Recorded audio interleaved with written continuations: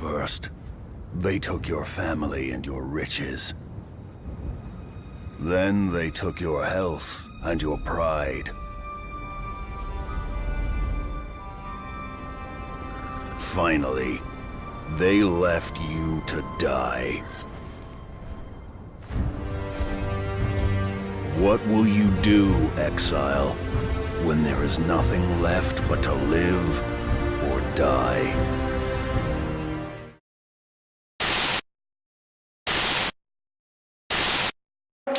Conan Exiles has been in early access since 31st of January 2017 and will be hitting Xbox this spring. This game has seen many patches and changes since early access was released early this year, but let's all ask the main question: is it worth playing? Now, since, again, I've got to stress this, it is in early access, not everything is perfect, and not everything is implemented. But in this video, I'm going to go over my first impression for when I started Conan Exiles back in late February. So let's start off with, what is Conan Exiles? Conan Exiles is an open-world survival game that's set in the lands of Conan the Barbarian. You're one of many thousands of exiles that have been cast out to fend for yourselves in a wasteland that is swept by sandstorms and waves of enemies. The quote that I've seen on many different websites on this game stresses these three words: survive, build, and then dominate.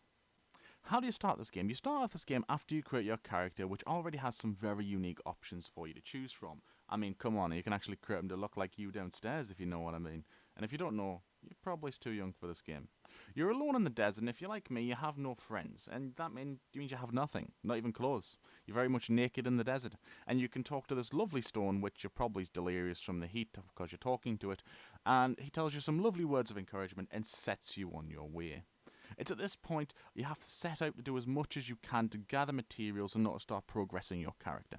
For example, as you do in Rust. But it's much easier to get the starting tools in this game, because as in Rust you go around with a rock, you're hitting stones and trees to gather stones and wood.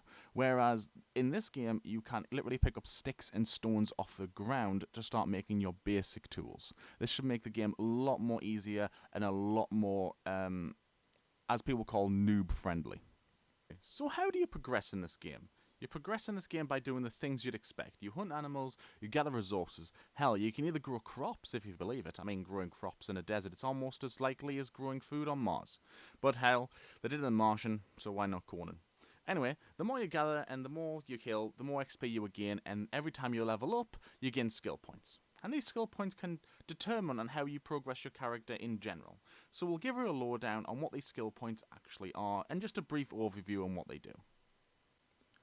So there are 7 things you can spend those skill points on. The first one being strength. Of course, for the beloved melee user, that would mean sword, axe, or even, hell, stick damage. Whatever you want for your melee weapon, just go up them, hit them. Want more damage? Just put it in strength. The next one being your agility. This is for your armored defense, so you can take less damage from someone else who is hitting you. So if anyone else has a very sharp stick, it will just bounce right off you, hopefully. Next we have vitality. That just increases your base HP overall. So more vitality equals more health, the more damage you can take. Accuracy, this increases your range damage. So if you don't like your swords or axes or whatever, there is different things you can use, like bow and arrow. There's also crossbows. Next, this is your grit. Grit is your stamina. This affects how long you can run or hit things for. Running and hitting things in Conan costs stamina. So if you can't hit anything, because I've done that for quite a few times, I've been wondering why I'm not hitting a stone. That's because your stamina has run out and you need to increase your grit to gain more stamina. Next is encumbrance. Now, has anyone else played Skyrim and you just feel like every time you're carrying too much you move really slow? Well, encumbrance in this game means you can't move at all. If you're over encumbered and you're carrying too much, you won't be able to move at all. So if you want to be able to carry more items, put skill points in your encumbrance.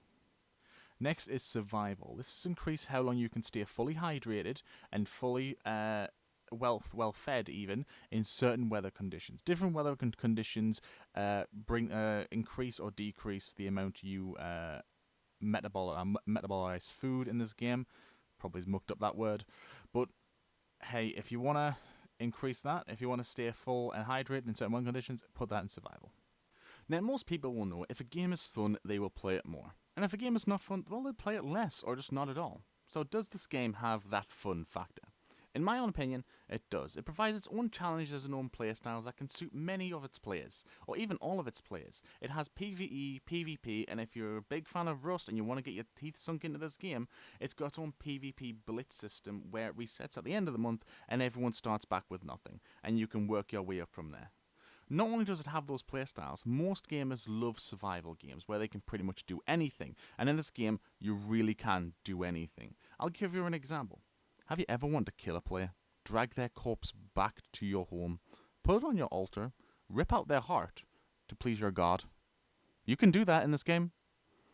So please your god, rip out their heart and feed me. Now I know it's all well and good me saying, oh, you should play this game because the gameplay looks good. But more people want more sometimes. People want more information. So now we're going to go on to the graphics system. So Conan Exiles uses the Unreal Engine 4, and it looks absolutely beautiful. From the wastelands to the jungle to even the ugly beasts that roam around. I mean, come on, they look a little cute, right? I mean, if you actually hit a stone, you will actually see it crumble.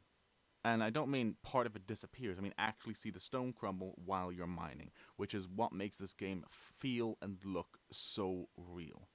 I mean, sometimes when I play Conan Exiles, I just want to turn on my admin cheats and just fly around the map because it looks so beautiful. Now we're going to move on to the sound.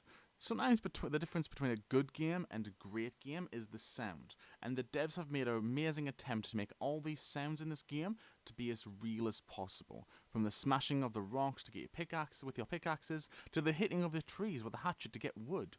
Or even when you're starving and thirsting in the game, the sound effects went all out on this one to make it as real as possible. And I think this is where it's going to go from making it a good game to a great game.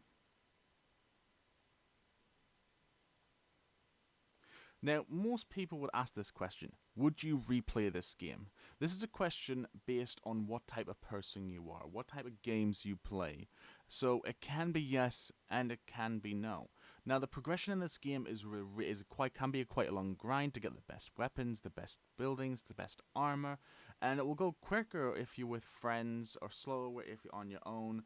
But I would say yes if you're on a PvP Blitz server because it wipes every month. You've got a reason to start again, to be the best, to dominate where you are and where you build.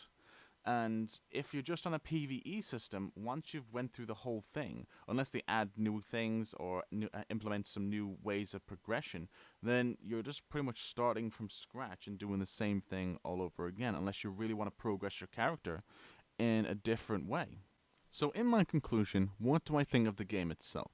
The game itself is very straightforward. You fight, you survive, you build, you dominate, right? So the only bad thing about this game, I would say, is just that because of the early access, the player base is still very little. Because people don't want to pay for it because it's still early access, or because not many people know about it. But I would say another thing is that because of the early access, there's still so many exploits in the game. For example, just going through the Steam community, you can see people posting because Chinese gamers are glitching through doors when you're offline, raiding your base, and taking everything you own, even destroying your base.